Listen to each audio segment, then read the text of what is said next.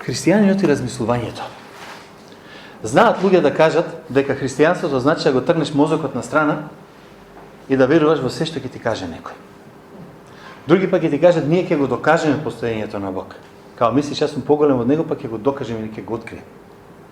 Сакам да размислиме малку за начинот на кој размислуваме денеска. Знам дека нема биде тема како псалми, малку ќе биде поинаква, ама сакаме да слушате бидејќи е многу важно од ова што како ќе го разбереме и на кој начин ќе го прифатиме ова ќе зависи како ќе постапуваме во секојдневието. Зошто го велам тоа? Ако ве прашам, ево едно кратко прашање. Што го прави евангелскиот христијанин евангелски христијанин? Што ќе ми одговорите? Оди редовно на црква. Океј, луѓе од редовно на фудбал. Друго? Чита Библија во ред. Луѓе читаат Библија заради литературно дело, што е? Промена. Личен однос со Бог. Има неколку работи.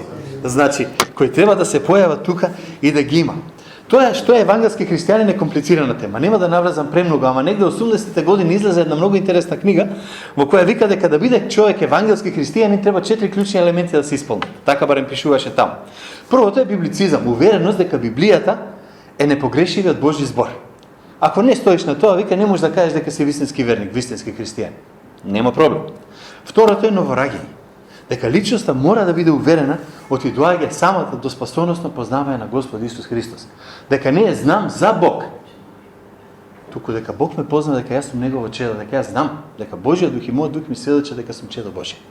Тоа е втората работа, втора карактеристика. Третата карактеристика беше крстоцентризам, не христоцентризам. Основата на крстот, дека крстот е местото каде што Бог го помири светот со себе си, всушност, и дека воскресението и смртта Христова на крстот се основните дела преку кои Бог го спасува грешникот. Четвртата работа што беше спомната во книгата беше активизам. Вика христијаните, вистинските христијани, евангелски христијани се активни во општеството. Градат згради, градат луѓе, нели библиотеки, најголемиот дел од сите универзитети во светот се започнати од христијани. Луѓе кои сакале да ги научат луѓето, нели, за верата и така натаму. Има издаваштво, има мисија, работа, социјална работа и сите тие ствари. И се е тоа супер, само фали една ситна работа. Нигде не кажуваат дека евангелските христијани всушност користат мозок. Да, вистина е. Фактот дека евангелските христијани активно размислуваат за нивната вера. Ако христијани не размислува активно за својата вера, кога ги те прашаат зошто веруваш, знаете оно што го вика апостол Петар, бидете секогаш спремни да дадете одговор за што? За верата која е во вас. Ти не можеш да дадеш одговор ако не користиш ум. Господ ни го дал, наше е да го искористиме потоа тука. Жално е за тоа. Бидејќи во Римјаните 12 глава, 1 до 2 стих апостолот Павле вика, браќа, во името на Божјото милосрдие ве молам, гледате што пишува. Подајте ги телата ваши во жртва жива, света и благоугодна на Бога, окей? Како ваша духовна богослужба. И сега гледате што вика, не сообразувајте се со овој век, туку преобразете се со возобновување на вашиот ум, за да може да испитувате и осознавате што е волјата Божја, што е добро, благоугодно и совршено. Немојте да голтате се што ќе ви се даде. Се што ќе се каже ова е христијанство, лапни го. Не. Ќе осознавате, ќе размислите, ќе испитувате. Тоа е она што Библијата го бара и го сака од нас. Значи, ние како христијани мора да размислуваме за тоа кои се нашите мисли. Да размислуваме за размислувањето, ако смеам да кажам. Има голема разлика помеѓу размислување и действување. Вие може да бидете социјално активни без да размислувате. Вие може да дојдете на црква без да мислите. Зошто ти во недела се оди на црква? Така си е редот и ќе си дојдам, нели? Ептен ако нешто ме спречи. Зошто го правиме тоа што го правиме? Размислете. Да размислам за мене и за сите нас. Малите деца, апостол Павле вика, немојте да бидете како мали деца. Малечките деца не размислуваат. Ама секој од вас, јас, сме дошли во еден момент од нашиот живот, дали кога сме биле тинеџери, дали кога сме биле млади луѓе, кога сме си рекле, а зошто го мислам ова? Зошто го верувам ова? Зошто стојам на овие представки? Тоа веќе знак на зрелост. Тоа е и треба да го примениме и во нашето христијанско размислување, повторно. Она што апостол Павле го зборуваше тука, променети, вика, преку обновување на нашиот ум. Тоа мора да го направи. Мора да се појави. Ајде неколку факти тука да спомнам во однос на обновениот и необновениот ум. Апостолот Павле вика дека верен христијанин, оној што се нарекува христијанин, треба да има обновен ум, да не биде старото. Значи, постои обновено, постои необновено. Ајде неколку факти прво. Има поинакви размислувања и светогледи од моите. Факт е дека има луѓе што размислуваат поинаку од мене и од тебе. Факт е, ево сега, Сабајлево се богослужба, разговараме со Никола за нешто и вика Никола, јас треба да го преиспитам тоа. Факт е дека секој од нас размислува на поинаков начин за некој нешто. И тоа е најнормално. Тоа, нели, не бегаме од таа ствар. Ама, факт е дека има разлика во размислувањето помеѓу умот кој е обновен од Господ Исус Христос и онај ум кој не е обновен. Гледаме на иста работа, гледаме две сосема различни ствари. Секој оној кој има обновено, што го има Христовиот ум, што го вика Библијата, размислува преку призмата, преку филтерот на Библијата, преку филтерот на Божјото учење, преку филтерот на Божјиот Свети Дух кој е во него. И вика, дали ова ќе ги помине овие филтри? Него ги рече, леле, колку убаво звучи, колку убава проповед. Супер! Ако таа проповед не е базирана на Библија, џабе. Џабе. Затоа што ние немаме нешто што доаѓа во нашиот ум. Немаме нешто што светот ни го дал, ние само му ставаме христијанска облека. Ќе го облечеме пандалка, ќе му ставиме и викаме наше. Сега, уште еден факт. Ако сакаме да му посведочиме на другиот за нашата вера, мора да го разбереме и тоа другата страна. Не да се согласиме со него, ама да го сватиме од кај доаѓа. Да разбереме од каде му се тие идеи што дошле. Текстот кој сакам да го погледнеме може да ќе ве зачуди за ова. Римјаните 1 глава 18 до 32 стих. Отворете го, држете го, ќе го имам и на PowerPoint, ама сепак. Вели вака. Бог го излева својот гнев од небото против сите безбожни и неправедни луѓе што ја отфрлаат вистината. Затоа што тие го имаат неопходното знаење за Бог, кој кај сите нас го има всадено тоа знаење. Оно што кај Бог е невидливо, имено неговата вечна моќ и божествена природа, можат јасно да се согледаат уште од создавањето на светот и да се разберат преку се што е создадено, вика. Затоа нема оправдување за оние што немаат почит спрема Бог. Значи тие знаат за Бог, но ниту го почитуваат како Бог, ниту пак му се благодарни. Понатаму, напротив, вели, си измислија своји богови, а умовите им се помрачија и избркаа. Се сметаа за мудри и спаднаа глупави. Наместо да го слават безсмртниот Бог, тие слават ликови на смртни луѓе, на птици, четвороножни животни и влечуги. Затоа Бог ги препушти да ги води по хотата на нивните срца, да се опогануваат еден со друг, да си ги обесчестуваат телата. Ја заменија вистината за Бог со лага, па му служат и му се поклонуваат на создаденото, а не на Создателот кој е благословен за вечни времиња. Амин. Павле продолжува, не запира тука. Поради тоа, вели, Бог ги препушти на нивните срамни страсти. Дури нивните жени веќе не водат љубов на природен начин, туку прават против природни работи. Истото го прават и мажите, напуштајќи го природниот однос со жените, ги распалуваат страстите еден спрема друг. Мажи со мажи прават срамни нешта и врз себе добиваат заслужена казна за својата расипаност. Бидејќи тие одбија да го прифатат Бога во своите умови, тој ги препушти на нивните изопачени умови да прават непристојни работи. Се исполнија со секако вид неправедност, лошотија, алчност, злоба, завист, убиства, раздор, измама, подмолност и озборување. Клеветат, го мразат Бога, дрски се, арогантни, фалбаџи и постојано измислуваат нови начини да направат некое зло. Непослушни се спрема родителите, неразумни, ветеното не го исполнуваат, бездушни се вика тука, и интересна работа, и безмилосни. Тука. И не запира овде. Иако знаат дека според Божиот праведен закон, интересно да знаат, сите што така постапуваат заслужуваат смрт, сепак не само што си терат по своje, туку ги потикнуваат и другите да прават така. Тоа е умот на овој свет. Спомнува пар гревови тука, не пар, него еден куп гревови тука што спомнува. Гревови кои не можеме да кажеме беа само наму во тоа време, а денеска ги нема, затоа што очигледно не се случува се тоа и кај нас. Па да се вратиме на христијанинот и на размислувањето. Апостолот Павле вика, Бог го излева својот гнев од небото против сите безбожни и неправедни луѓе што ја отфрлаат, во некои преводи го преведуваат што ја потиснуваат вистината. За да отфрлиш нешто треба да запознаеш. Или бар да ти биде представено. Значи ти не можеш да кажеш тие луѓе ние не знаеме вистината, никој нас не ни кажал. Не, некој нешто ти кажал. А ти викаш, јас ова не сакам да го слушам. Јас сакам да го тргнам. Идејата е дека човекот во својата падната природа ја потиснува вистината или буквално сака да каже не ме интересира. Збори што сакаш, ова мене апсолутно не ме занима што ќе биде. Никој од оние што ги спомнуваме вакви не велат, ама јас се потиснувам вистината. Сите викат, јас сум честен, праведен, зборам вистина. Сте чуле некој да каже, извинете, јас сакам да лажам, нема да кажувам вистина. Нема такви. Ама за да се зборува вистината, некој пати боли. И кога боли, вика, што ќе направиме? Ќе потиснеме. Свесен чин на волја се случува тука. Многу е интересно дека на времето сте го чули изразот Homo sapiens. Homo sapiens значи мудро создание. Мудар човек. Идејата дека еволуционно гледано, не го веруваме, нели, ама така викаат, човекот дошол во еден момент кога станува Homo sapiens, мудар, значи почнал веќе да размислува, дошол до некаква мудрост за разбирање. И затоа до ден денеска секој човек вика, јас сум мудар. Ретко кој ќе призна, извини, јас сум, не ме биваме. Такви помеѓу нас и па и наоколу и пошироко нема. И затоа апостолот Павле инсистира и вели дека интелектот и амбицијата на човекот работат како механизам да ја потиснат вистината.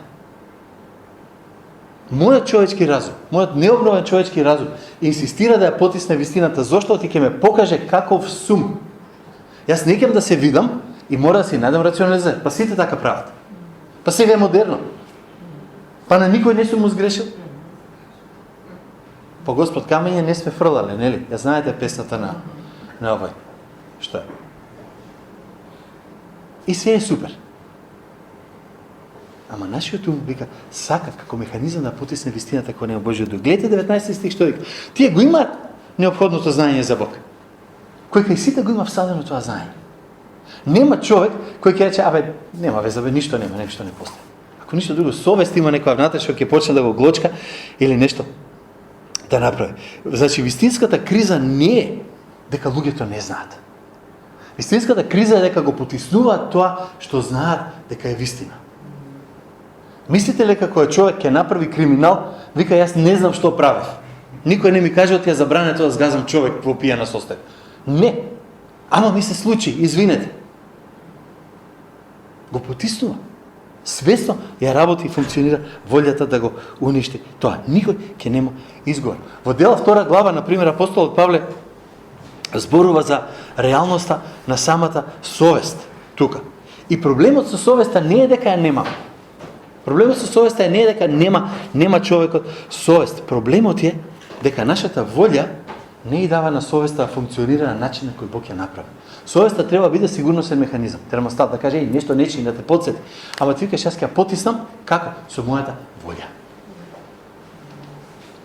Не знам дали сте размислувале на овој начин, ама сакам да ја натерам да размислувате баш на тоа, бидејќи, повторно ќе го кажам апостолот Павле, вика, она што е кај Бог невидливо, неговата вечна мок и божествена природа, можат јасно да се согледаат уште од создавањето на светот и да се разберат преку се што е создадено. Нема, вика, оправдување за оние што немаат почест према Бог. Секој што малку учил средно школа ќе свати дека има работи кои ќе те воодушеват кога ќе видиш во создавањето, во науката, во природата. Не мора да бидеш голем научник. Застани ноќе, погледни нагоре, застани на морски брег, застани на Охридско езеро, на брегот, седи од Сабајле, видиш што се случува и кажеш, леле, колку убава случајна работа. Нешто не ти дава мир. Ама кечеш, мора да е случајно. Зашто? Ти другата алтернатива е дека има некој пред кој има одговорност. Тргни го, закопај го, замолчи го и си го решил, мислиш, проблемот тука. Ние разбираме дека сме направени на слика Божја. Совеста не тера да сватиме дека сме направени на слика Божја. Кој што сака да се буни? Не знам колкав атеист е, не може да каже јас сум од ништо одам во ништо. Дека ако стварно го верува, тоа ќе се самоубие. Класичен, комплетен екзистенцијализам. Нема таков човек, јас не сум сретнал до сега. Знае дека има нешто повеќе, знае дека не е само тоа што го гледа тука. И ние, фактот дека се обидуваме да се оправдаме за постапките е доказ дека имаме совест. Вие што имате дома домашни животни, кучиња, миленичиња, знаете дека куче не доаѓа каже извини напред бе. А од човек очекуваме да каже извини. Зошто очекуваме ако нема совест? Зошто очекуваме ако нема нешто вистина? Врз основа на што? Не може. Значи, тоа е проблемот. Знаат за Бог, ниту го почитуваат како таков, ниту му се благодарни. Напротив, вели си измислят своји богови, умовите им се побрачи и измрка. Се сметаат за мудри и вика испадна глупави. Ова е динамичкиот превод и затоа користам ти е малку пошокантен. Подобро и користи зборовите. Испадна глупави. Денеска луѓето слават свашта. Денеска луѓето слават луѓе на Инстаграм, на Фейсбук, на не знам си како. Вика, овој човек има 2 милиони следбеници. Не бе, тој има 2 милиони обожаватели. А се обожува, што? Само ти ме ви кажеш, се обожува некој што ти е Бог. Ние може да немаме кипови икони на сите страни наредени. Ама луѓе има што тепуваат од обожување. Секам на една ситуација, ќе ја спомнам тетка Астерија, не знам од вас дали ја памтат некој која беше тука. Имаше една христијанска конференција, сите седат заедно и една жена ни поставија нешто за јадење и вика: "Леле, обожувам риба." И тетка Астерија вика: "Јас Господа го обожувам, рибите ги јадам." Може би звучи смешно, ама е вистина.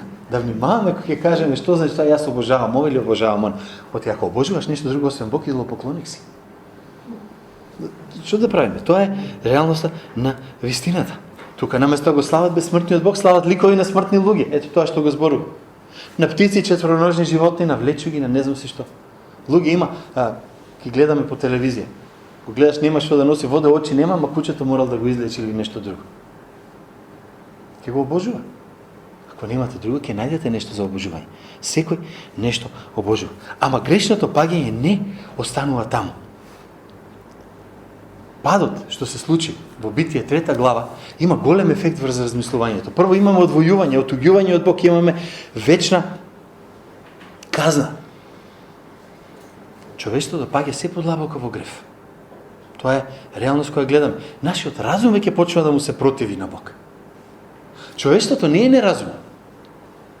Кога некој ќе каже: па гледај колку паметни луѓе има неверници. Вистина е затоа што Господ создал се што е добро на овој свет. Човештвото не е лудо и безбожник знае дека е 2 + 2 4. Имате гениални научници кои се неверни. Не е тоа спорно. Никој не е рекол дека мора да си верни за да бидеш гениален, затоа што тоа дошло од Господа повторно како добар дар. Ама реалноста е дека секој кој вика, кој има памет, кој Господ му дал, свесно и неразумно знае да го избере гревот. Свесно и разумно. Не ми се случи. И затоа има голема разлика помеѓу природно и надприродно знаење. И интересно има една фраза која се случува повеќе пати, која се појавува, вика: Бог ги препушти да ги води по ходот на нивните срца. Бог ги препушти на нивните страмни страсти. Ти одбија да го прифатат Бог, тој ги препушти на нивните изопачени умови. Сакате? Нема проблем. Нема да спорам со вас цело време, вика Господ. Во 1 Коринќаните 2:14 вика: луѓето кои не се препородени од Божиот дух не можат да ги разберат вистините што доаѓаат од Божиот дух. И затоа не ги прифаќаат. Ним сето тоа им изгледа неразбирливо. А тоа е затоа што духовните работи можат да се разберат само преку Божиот дух.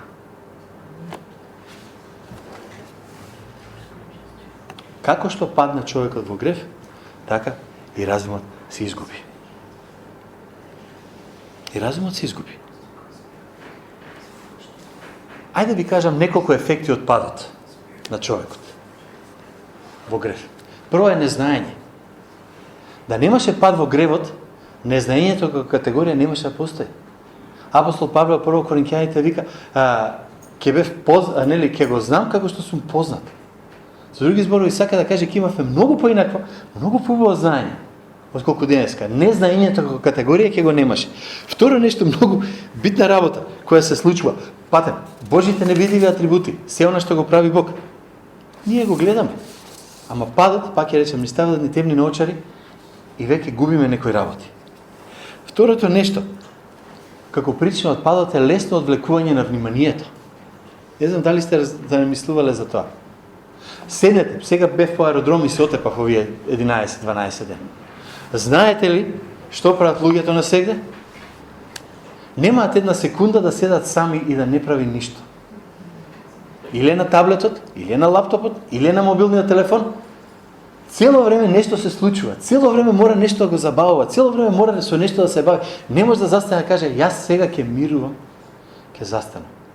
Оно што православната доктрина го нарекува тихување. Застани со очи со Бог да видиме. Пробајте. Пробајте 10 минути. Пробајте 10 минути. Да седне, јас ке седнам, нема да правам ништо, само ке размислам на Господа. А не зборуваме за сати или за денови, или да се посветиме на Него. Ние сакаме, се ни одвлеква вниманието. Знаете ли дека заборавноста е дел од падот во греф? И затоа псалмите на едно место вика припомни ми. Зошто ми припомнува ако цело знаење е комплетно? Не е комплетирано. Знаењето дојде, барем по мене како еден дел од тоа. Предрасудите дојде од падот. Апостол Павле вика, не гледате кој е кој. Ние гледаме кој е кој. Имаме предрасуди за луѓе? Имаме. За вакви, за такви, за онакви. Имаме. Факт. Погрешна перспектива. За некои работи се зависи од кај гледате. Еден унгарски, мислам дека беше пронаоѓаш, ги најдео ние, што се како холограмски сликонички. Не знали сте ги видели оние сликите. Гледаш од една страна едно, малку ако го мрднеш лево десно, гледаш друга слика. Сте ги видели тие? Погрешна перспектива имаме. Сите ствари, па дури во врска со Бог, ги гледаме од наша тука земна перспектива према горе. И тоа ни го обојува сето размислување после. Оти во зависност од која перспектива гледаш, така и ќе видиш. Може човек да ти даде да јадеш и да кажеш, леле, фала ти Господи што ме обезбеди храна, или може да кажеш, абе добро, сега мораше да ме понуди, оти иначе ќе се усрамеш. Се зависи од перспективата. Како ќе ги поставиш работите, така ќе ги видиш. Нашата перспектива е погрешна.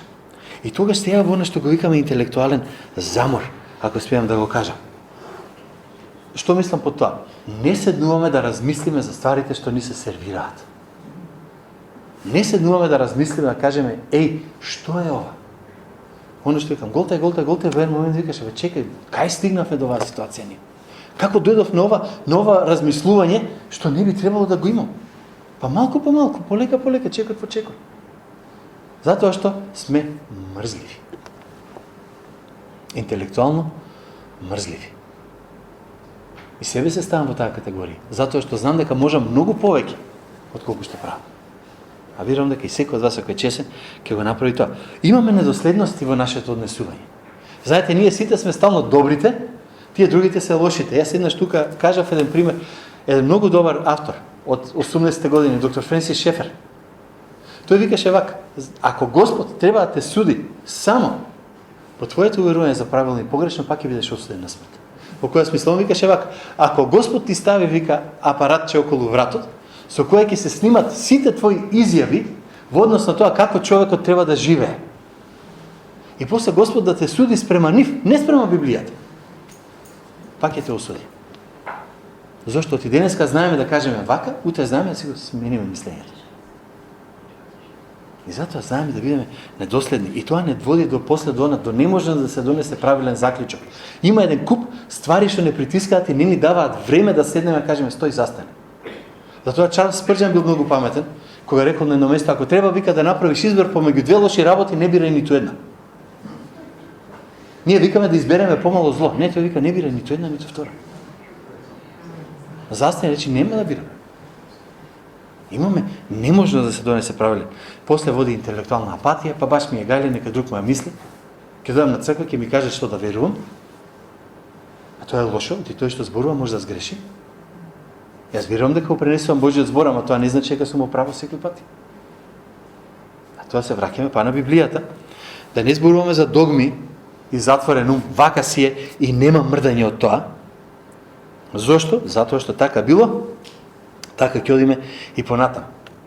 Сега се смеевме во Охрид последниот пат на некој му го кажав ова. На 3 беше јули, ми кажа немојте ги пуштате деца да се капат вика во езерото, затоа што светлинаум се дават луѓето. Зошто е тоа така? Затоа што е така. Оди ти убеди го дека не. И поразговаравме малку, зошто како имаме различно мислење, не е место, може да ме прашате после, ама муабетот ми е догме, така е и готово. Имаме докази, имаме нешто, не бе така е. Оди ти, па после смени го на него како он ќе застане на некоја ствар. Гордост? Ние не живееме во 19, 18, 15 век таму да не лажат нас. Ние сега имаме наука, имаме технологија, таа гледа што ни кажува на нас, ние се си знаеме. Абе не знаеме основни работи. Некој пат. Основни работи за меѓучовечките односи не ги знаеме. Не, И многу го си знаеме. И тогаш доаѓа на суетно размислување, ти ли мене ќе ми кажеш? И псалмистот во Псалм 2 вика, зошто се бунат народите и зошто племињата смислуваат лоши работи? Зошто? Затоа што не сакаат да кажат дека не знаат. Најгласни некои пати за некои работи се луѓе што поима немаат за што зборуваат. Најгласни се тие луѓе. За жал тоа го видовме во последно време.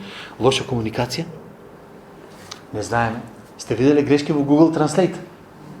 Кога ќе се преведе нешто глупаво, па се смееш, па не ти е јасно како успеал алгоритмот да дојде на таа работа? Да. Ама ние, што сакам да кажам со овој превод? Ние живееме после Битие 3 глава, кога човекот падна во грев. И после тоа дојде, се сеќавате 11 глава, Вавилонската кула. Да памтите? Случката со Вавилонската кула. Што се случи? Господ ги размеше јазиците. Не беше чудно зашто ги размеше. Гревот донесе до тоа да не може да се разбереме едни со други. Патем единствен начин да се разбереш со некој, со кој не го знаеш јазикот, да се отвориш едноставно, да се насмееш, да те види, насмевката секој ќе ја разбере. И така натаму. Ама пак треба да излезе од доброто на срцето, нели, не од нешто лошо. Знаеме делумно, не знаеме се. Ама како тоа се врзува со размислувањето и со евангелизацијата? Со тоа како да го споделиме зборувањето со другите? Нешто многу важно е ова. Учеништвото е интелектуална активност. Учеништвото е работа на разумот. Никој не се родил во црква и не рекол, ево сега се родив, сега се покајав, сега се обратив и од утре веќе знам се. Ако ви каже некој така, да лаже. Учеништво значи да запнеш. Јас последните 11 дена сега во Америка запнав како никогаш од мојата магистратура навод. Душата ми излезе. Сакаш да учиш? Ке се стегнеш. Сакаш да бидеш ученик Христов? Ке седнеш, ке учиш, ке читаш Библијата, ке погледнеш, ке прашаш, ке разбереш, ке размислуваш. Нема да биде само така ми кажа, така верувам и така терам натаму. Мисијата, евангелизацијата мора да излезе од тоа дека го разбираме тој ум што е несменет, ама не имаме знаење. Библијата вика дека ќе дојдеме во една тесна ситуација, Бог ќе ни припомни што да зборуваме, ама да ви текне на нешто треба да го знаете претходно. Нема вакуум да ви се појави никој пати. Затоа, ајде да не разбираме. Во христијанството внесовме едно зборче светоглед. Не знам дали сте го чуле некој пати, сигурно. Светоглед е оној концепт што вика дека секој од нас има некои идеи, некои навики, некои ствари, некои догми, ај така да ја кажам, по кои живееме секој ден. Работи што ги взимаме здраво за готово.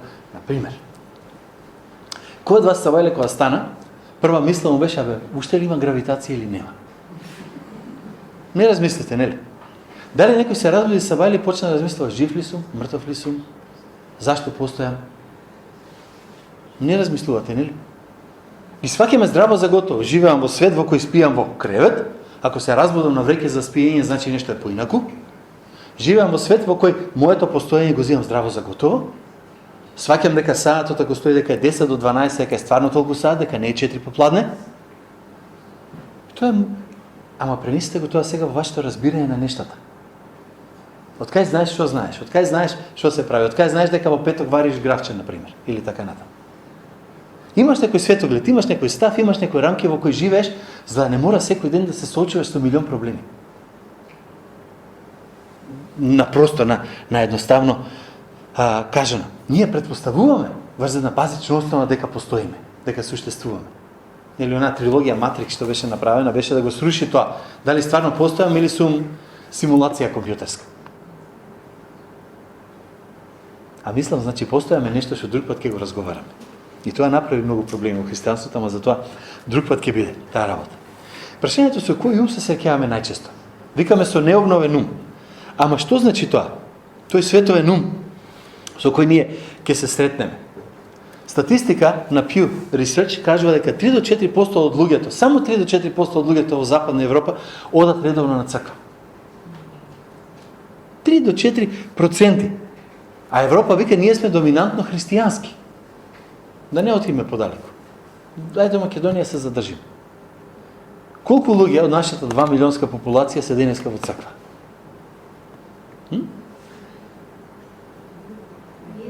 Реално, ние сме, слава му на Бога. Ама има много, од 2 милиона, процентално ако почнете да зборувате.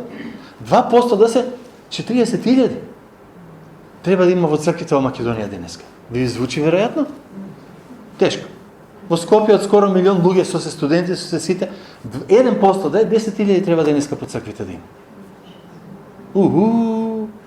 А не ли сме христијанска земја? Не ли сме земја која се дичи со тоа што не има во Библијата? Кој надвор што ви вика, јас сум верник, размислува за тоа? Ама да не ги криеме нив, кој од нас размислува за тоа? Да се има светоен ум не значи дека некој не е религиозен. Значи само дека на поинаков начин ги гледа работите и значи дека всушност неговата религиозност не е ништо повеќе отколку наследство, како боја на очи или боја на кожи или било што друго. Барем така излегува или така ми изгледа. Денешните основни верувања за мене се на пример шокантни. Едното ќе го напишам како антиреализам. Ние гледаме што се случува и се правиме луди. Пример, ево и кај нас го носе. Нели избра една жена за тамо во Уставниот суд на Америка. Во Врховниот суд, не Уставниот суд, како беше таа. И јас го гледав, кај нас го имаше на Офнет. Го има ставено низиното испрашување, нели треба да се направи некој се интервју, ја прашуваат, може да ни каже што е жена? И она вика, јас сум правник, не сум биолог. Јас сум правник, јас сум биолог. А идејата беше, ние треба да избереме жена, која ќе биде црна. Те бираме, Господи. Знаеш ли што е жена? Ја тоа не знам, ја не сум биолог. Што ви кажува тоа? Ја гледам реалноста, гледам што се случува и некој луд те прави на очи. Го има тоа денеска. Многу пати. Вика семејство, што е семејство дефиниција, па зависи како го гледаш. Стварно? Што е пол, што е род? Седнете, размислувајте за тие работи, не ги оставајте да висат. Имаме она што го нарекуваме еден морален релативизам. Тоа што е морално за тебе не мора да биде морално за мене. Волете, ама кога двете моралности ќе се соочат, чија ќе победи? На посилниот, тогаш веќе нема морал. Тоа ќе има моки. И тука грешиме работата. Имаме, така еден автор го нарекува радикален плурализам. Ние сите знаеме дека има разноликост. Сите тука седиме, сите живееме во различни насоби, добро, со некој поблиску живееме, со некој подалеку. Сите имаме различни ставови, сите доаѓаме од различна фамилија, сите имаме, може социјално сме више мање сите тука исти, ајде така да кажеме, ама имаме многу различности. И тој плурализам, таа различност е убава работа. Господ така не создал. Радикалноста е, која ќе кажам, дека тоа е веќе идеологија. Дека јас морам да го прифатам секој, дека мора да биде поинаков. И која ќе се дефинира како не знам што, на тинеџерски камп имавме таму едно излагање за некој што сами од себе се декларира вика како Апачи хеликоптер. Возрастен човек вика, јас сум хеликоптер. Ние викаме на времето тоа се водеше како ментална болест, а денеска се нарекува радикален плурализам. Болест? Не, секој нормален сваќа дека не е нормално. Дали знаете дека терминот атеист за прв пат се користи 1570 година? 1586-7 мислам во овие што се во англиско говорниот свет. До таму, до 1500 нека година, никој не дебатираше дали постои Бог. Се дебатираше за кој Бог му служиш, или каков е Богот на кој му служиш. Ама никој не викаше, има, нема Бог. Такво нешто едноставно не постоеше. Негде во онај, што го вика модернизмот со развојот на науката, се даде нека можност да не се верува. Нели, како го вика Дарвин. Дарвин вика, може да го објасниме создавањето на животот без Господ. Патем, погребане во црква.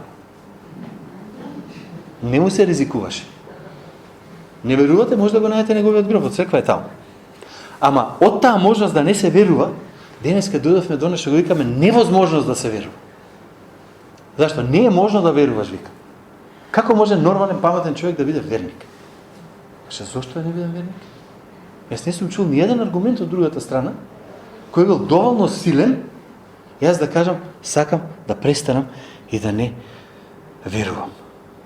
Тука. Тоа е времето, тоа се луѓето со кои се сеќавам.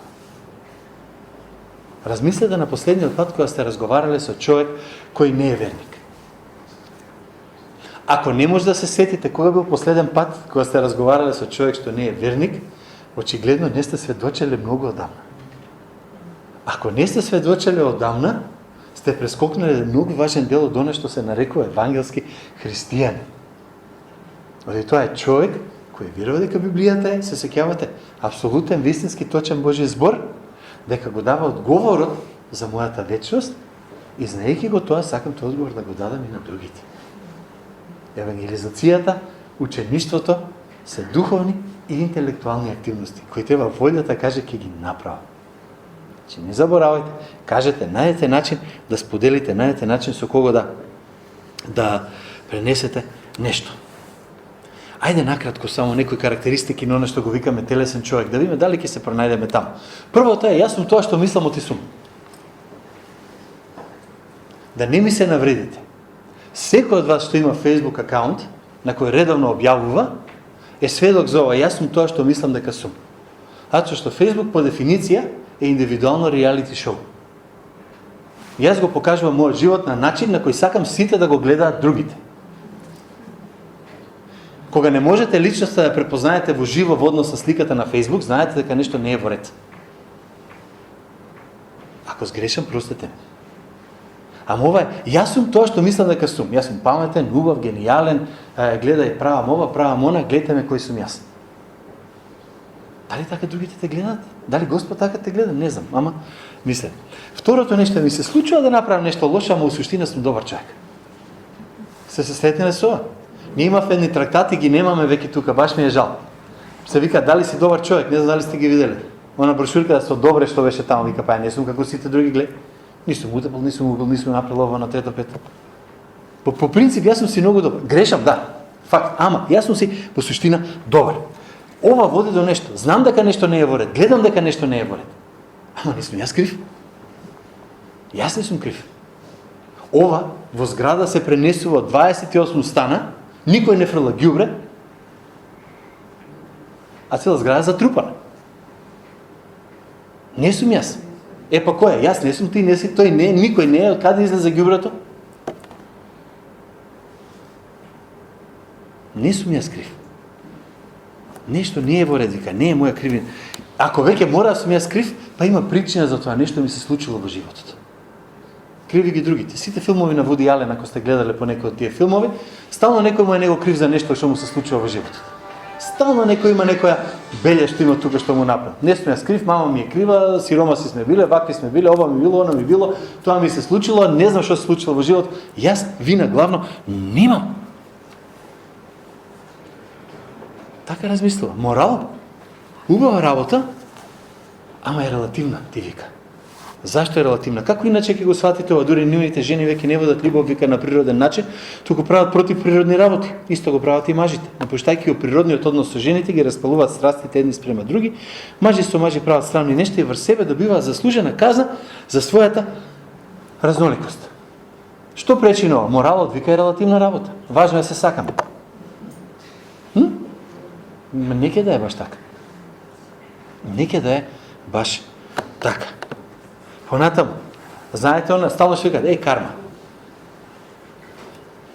Тоа што го правиш, вика, ќе ти се врати.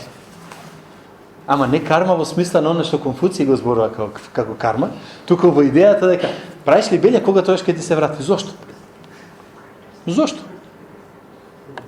Ако нема Бог, ако нема апсолутен морал, зошто тоа што сум го направил лошо? Сакам да ве вратам на размислувањето. Прашувате прашање, зошто мислиш дека е лошо? Ако нема апсолути. Зошто мислиш дека треба да си чесен према другиот? Ако еволуцијата е вистина, тогаш правото на посилниот. Зошто би требало јас да ти дам тебе чест, ако може да те сгазам, бидејќи тоа е природно нешто? Тоа е нормално нешто? Или така светот функционира? Кога ќе го поставите тоа прашање, човекот би требало да седне малку таа страна, си чукне глава да каже, може да има тука нешто. Бог? Може, за секој случај. Ако затреба, мили Боже, ќе видиме. Науката ќе ги реши сите проблеми. Видовме сега со COVID што се случи. Видовме, сите добри. Да, ми треба помош, ама ќе ја побарам под мои услови. Како? Господи, ја ќе ти кажам што да направиш. Господи, вика, фала нема. па нема Господ. Тоа е аргументот. Така е аргументот. Ама знаеш, вика, повеќето луѓе имаат добри намери. Библијата вика, нема ниту еден да прави добро. Ниту еден. Мораме да ги сватиме овие ствари, браќи и сестри, ако сакаме да споделиме од другата страна нешто за Господа. Бидејќи одбија да ги прифатат Бог во своите умови, нема да го читам целото, гледате само подвлечената реченица. Не само што си тераат по своја вика, туку ги поттикнуваат и другите така да прават. Не само што човекот живее во греф, туку вика, ама и ти треба да грешиш. Зошто? Зато, иначе не си современ. Тоа ли ми треба мене? Да сум современ? Ама знам дека е грешно, нема веза, нели што сите го прават? Само напред. Не оди. Ајде да ви прочитаме едно интересно текстче тука. Вели вака, се верува дека Бог сака да има добрина која е широко дефинирана, да се чувствува добро за себе си и да се здрави и исполнети. Верува дека има Бог, но не е Бог кој е интимно вклучен во нивните животи. Иако можеби не е Бог кој владее со вселената, сепак е важен како фактор, барем во културата. Ова верување за Бог не е од безбожните во светот. Ова верување за Бог излезе сега додека бев во Америка кој истражување во американските цркви. Ама мислите, ние сме поарни? Размислете си малку за ова. Ако Бог владее со вселената, ако се е во неговите раце, зошто толку малку му веруваме? Зошто чекуваме по наше да ги тера работите, наместо по своји? Ај сакам да заклучам, да завршам, оти време ми е. Прво, нашиот тема е Божјото Слово. Нашето размислување ќе го ставиме преку Божјото Слово. Нашата поддршка, мојата и твојата, е животот во локалната црква. Апостол Павле вика, не напуштајте ги вашите собирања. По крајна сметка ќе речеме, секој нека оди во својата црква, секој нека биде со своето семејство, ако не можете, ево, сега имаме можност да бидеме сите заедно, фала му на Бога. Меѓутоа, ако немаш група кој ќе те охрабри, кој ќе те поддржи, кој ќе ти укаже на проблемот во твојот живот, кој каже, брате, сестро, врати се назад. Јас сум зборувал на таа тема, ќе најдете на YouTube. Христијанинот не е самец. Бог не создал да бидеме заедно. Постојана отвореност врз присуството и поуките од Божиот Свети Дух за да се сообразиме со Христос. Да не забораваме на тој филтер, оти нас ни треба. Ние не сме попаметни од тие околу нас. Ние не сме поинтелигентни од тие околу нас. Немојте да мислите, јас сум верник, јас знам се, вие благи везе немате. Не е така. Ние имаме обновен ум, кој ни ја дава вистината, кој ни дава шанса да живееме во вистината, кој ни дава шанса да донесеме вистински правилни заклучоци како што треба. Ќе завршам само со еден текст од Прво Коринќаните. Гледате, браќа, какви сте вие повиканите, вели. Не мнозина сте мудри по тело, не мнозина силни, не мнозина благородни, но Бог го избрал на што е безумно за овој свет за да ги посрами мудрите. Знаете зошто? Кога ќе видите вие човек дека има 8 оделение, а има мудрост, како професор, доктор, зошто? Затоа што Господ му дал таа мудрост. Бог го избрал на што е слабо во светот за да ги посрами силните. Бог избра и неугледните и презрените на овој свет и оние што не значат ништо во име на светот, нели, за да ги уништи оние што значат нешто. Та никој да не се пофали пред Бога. Од него сте и вие во Христос Исус, кој за нас стана мудрост од Бога. За нас стана мудрост и праведност и осветување и откуп, па да биде како што е напишано. Кој се фали?